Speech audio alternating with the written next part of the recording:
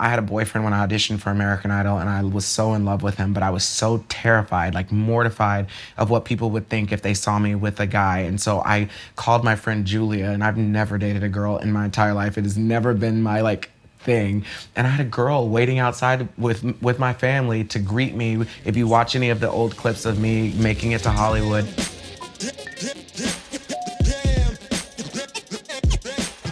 I'm in the Hollywood Hills, heading to the home of social media influencer, singer, songwriter, actor, and director, Todrick Hall. We're going to talk race, the state of America, and his brand new album, Quarantine Queen. I'm Jason Dundas, and this is Build Stopover. Hello. What's up, buddy? Welcome to Mi Casa. It's very subtle, okay? Would you like to take a little tour? Yeah, show me Okay, around. Where do we start? We'll say right here, because this is my favorite place. This is where I watch television and everything. This is my Disney room. I'm a humongous Disney fan. They all have the VHSs still in them. What? So we store them here. There's a VCR down there, and every now and then we have like a throwback 90s Disney moment, and we are able to take those out. The MTV award? That's my VMA. The Moon Man? Yeah. I won that with Taylor for the You Need to Calm Down video. What's one thing we wouldn't know about Taylor? One thing you wouldn't know about Taylor is that she's an excellent cook. She's such a great cook, and she also presents the food in a way that feels like it is Instagram worthy every single time. Wow. She gave me this guitar and she autographed it. It says, "To Todrick, my everything, my favorite heartthrob, my inspiration and ultimate prince of luxury, love Taylor Swift." This is the cover of Billboard magazine. It was during Pride Month, and it happened to be right around the time that all of the protests were happening. Yeah. And so I wanted to do something that showed my solidarity and everything, but I also wanted to show my androgynous and feminine and masculine side. So I wanted to do something drag, wanted to do something that's that showed me as I normally would be presented. And this is the Broadway room. I've been in 5 Broadway musicals, and these are all the playbills from all the shows that I've ever seen. A lot of them are autographed by my favorite Broadway stars. These are the Kinky Boots. And the last musical I did was Waitress on Broadway, the Sarah Bareilles musical, and this is my costume that I wore.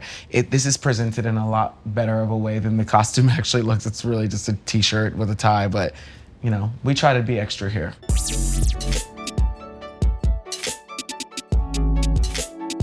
Right now, the whole world is watching America with what's going on with the protests around racism. I noticed on Instagram you posted a picture down, I think it looks like in front of the LA courthouse. Maybe it's in downtown LA. Mm-hmm. That was back when there was a lot of stuff going on here in LA. What's your perspective, and how do you describe what's going on right now in the US? Well, for me, it has changed my life. I've been one of those people who has been fortunate enough to have a lot of relationships with people who don't look like me and who have different backgrounds, but who have been willing to listen to my story and make me feel heard and seen and cared about. But I have so many friends that look like me, whether they're part of the LGBTQ+ community or if they're just a minority, a person of color, who have just felt it has been an unsafe place for them to talk to white people or people who are the beneficiaries of privilege on a daily basis. And I think that it has caused a lot of people, whether positive or negative, a lot of people think that this is a really negative time. And while I have definitely had moments where I am embarrassed to be a part of the shit show that is America right now, I have never been more happy to be alive and to be a content creator in this time where people are for the first time opening their eyes, recognizing their privilege, having conversations with their friends. You released Quarantine Queen. Yeah. Was this a concept where you were in the process of making an album and then COVID hit and you switched gears, or did COVID hit and you went, damn, I need to make music? I think the first one, actually. I am supposed to be working on an album that's going to come out next year, and I have a third part to my House Party trilogy that's supposed to come out.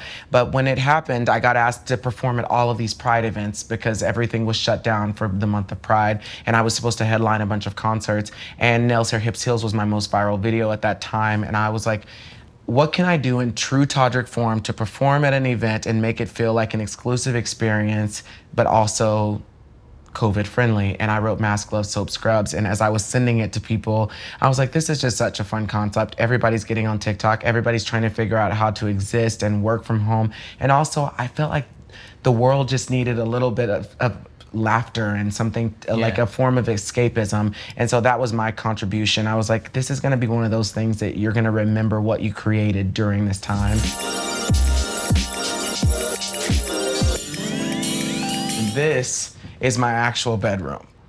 And What? it's a little extra. This is where you actually sleep. This is where I actually sleep. I had this bed custom made because I love The Wizard of Oz and I wanted the room to look like Dorothy's house came crashing through the ceiling. So I had this really cool graphic painter named Curtis come in and paint in the ceiling. It has a hot air balloon that says the great and powerful Todrick. It even has Dorothy's, it has the shoes of the Wicked Witch of the East sticking out. Like this is an actual, you have roofing tiles, like this is a proper roof on your bed.